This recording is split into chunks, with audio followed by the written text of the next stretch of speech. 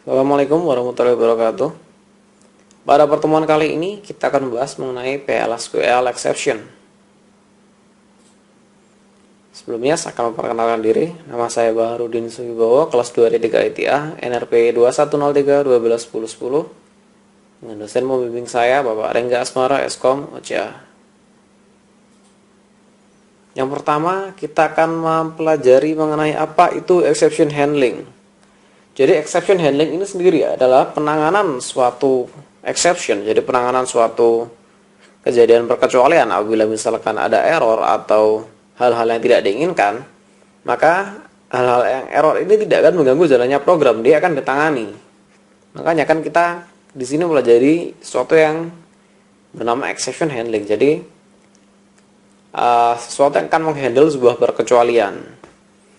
Jadi pertama kita akan belajar mengenai pendefinisian sebuah PL/SQL exception.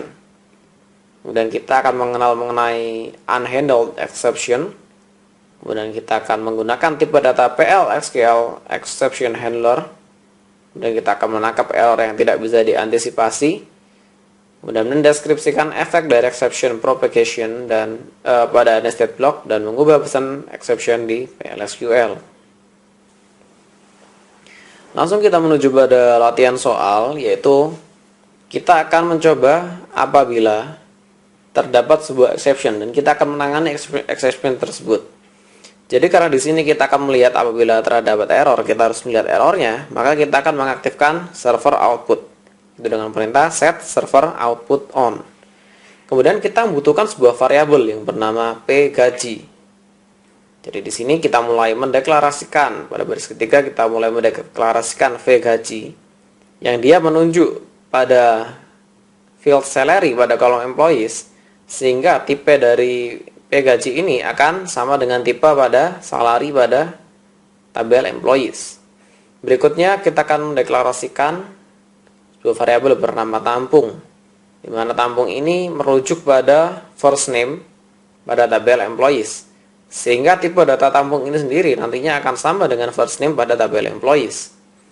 Berikutnya kita mulai masuk ke bagian utama, yaitu pada bagian begin dan end.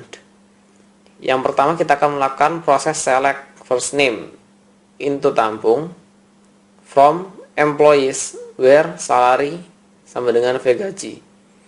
Jadi di sini kita akan memilih first name. Select into ini artinya kita akan mengambil data first name, kemudian kita masukkan ke dalam variabel tampung, di mana first name ini diambil dari tabel employee yang salarinya sama dengan v gaji, di mana v gaji itu sama dengan p gaji, seperti yang sudah dijelaskan pada variabel p gaji. Kemudian kita akan menampilkan outputnya, DBMS output put line. Gaji tersebut dimiliki oleh pegawai bernama, namanya siapa? Namanya akan masuk pada variabel tampung, sehingga outputnya misal namanya adalah Bayu, maka gaji tersebut dimiliki oleh pegawai bernama Bayu. Exception, nah ini kita mulai masuk pada bagian exception. When no data found, then jika tidak ada data ditemukan, jika select first name into tampung, jika select first name from employees tidak ada, dengan kondisi where salary sama dengan v gaji tidak ada, maka akan ditampilkan DBMS output put line tidak ada data. Jadi apabila kondisi salary v gaji tidak ditemukan, maka dia akan menampilkan tidak ada data. When too many rows, then DBMS output put line lebih dari satu pegawai punya gaji itu. Jadi when too many rows, apabila hasilnya terlalu banyak, apabila datanya lebih dari satu, jadi misalkan dalam kasus ini v gaji itu merujuk pada suatu nominal, di mana nominal tersebut dimiliki oleh banyak orang, sehingga hasilnya lebih dari satu, maka tampilkan pesan lebih dari satu pegawai memiliki gaji itu. Tapi apabila tidak keduanya, when others, then DBMS output put line, terjadi suatu kesalahan.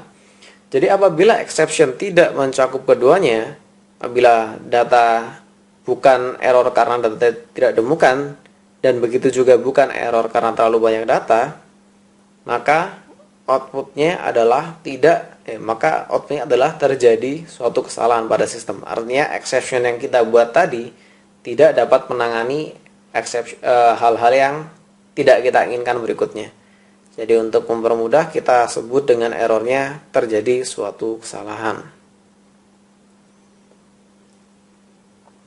Kemudian untuk input require, nah seperti ini contohnya.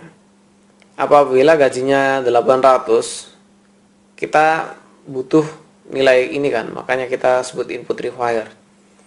Apabila gaji 800 itu ada, maka dia akan menampilkan datanya ada, tapi jika tidak, dia akan menampilkan tidak ada data.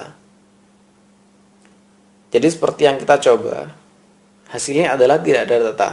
Kenapa? Karena data-data yang sudah kita masukkan memang belum dimasukkan pada database sebelumnya. Jadi pada database employees salary 800, 100, 1250 maupun 999 itu value-nya tidak tersedia, sehingga ditampilkan tidak ada data. Jadi dia akan menampilkan gaji pegawai yang memiliki gaji sebesar N, dengan N ini merupakan nilai yang diberikan, kemudian terdapat suatu kondisi exception. Nah, jika tidak ada yang diperoleh, jadi ini penjelasan seperti yang sudah saya jelaskan di depan tadi. Nah, jadi demikian presentasi dari saya. Atas perhatiannya terima kasih. Assalamualaikum warahmatullahi wabarakatuh.